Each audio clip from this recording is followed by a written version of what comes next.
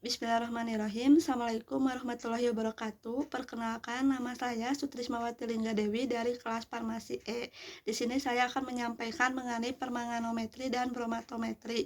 Dilihat dari yang pertama adalah dasar teori, yang kedua adalah prinsip, yang ketiga pentiter, yang keempat analit, yang kelima indikator, yang keenam adalah prinsip penetapan, yang ketujuh adalah contoh di bidang farmasi.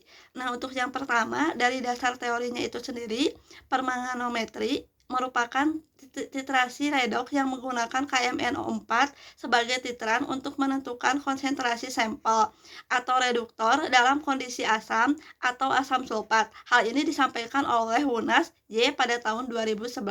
Sementara untuk bromatometri merupakan salah satu metode oksidimetri dengan dasar reaksi oksidasi dari ion bromat atau BrO3-.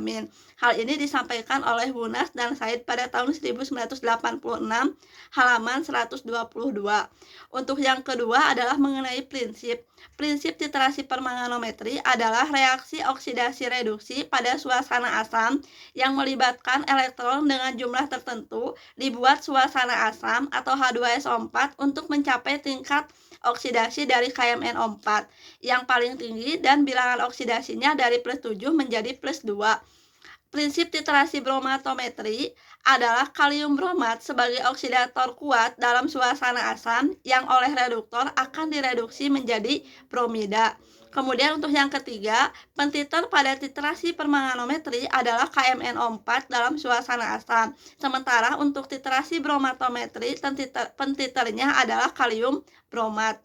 Yang keempat, untuk analit titrasi permanganometri, titrasi ini melibatkan dua tahapan, yakni titrasi analit dengan kalium permanganat dan kemudian distandarisasi kalium permanganat dengan larutan natrium oksalat. Kemudian untuk yang kelima, indikator. Pada titrasi permanganometri tidak menggunakan indikator karena larutan KMNO4 sudah berfungsi sebagai indikator atau yang berwarna ungu. Biasanya disebut sebagai autoindikator. Sementara untuk bromatometri menggunakan indikator metil jingga dan metil merah.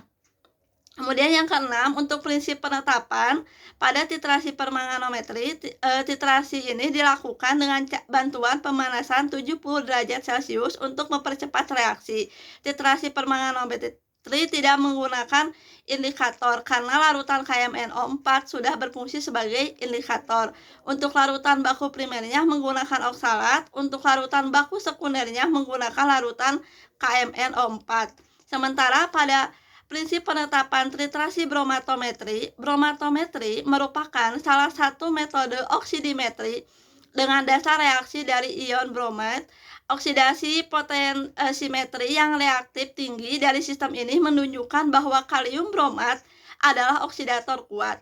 Hanya saja kecepatan reaksinya tidak cukup tinggi. Untuk menaikkan kecepatan ini, titrasi dilakukan dalam keadaan panas dan dalam lingkungan asam kuat.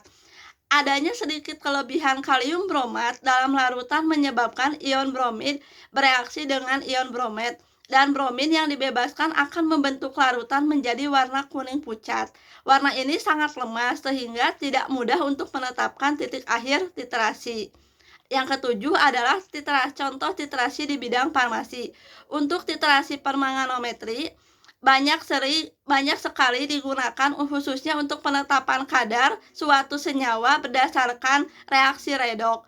Untuk pembuatan sediaan obat, contohnya dalam bentuk kapsul, tablet, maupun injeksi, serta untuk menentukan besi dalam tubuh dengan cara mengobatinya. Salah satu contoh sediaannya adalah sangobion. Sementara untuk titrasi bromatometri, contohnya yang dititrasinya adalah berupa obat ospenolol, kemudian parpolaksin, levapolaksin, dan lomepolaksin. Nah, demikianlah video mengenai titrasi permanganometri dan bromatometri. Terima kasih. Assalamualaikum warahmatullahi wabarakatuh.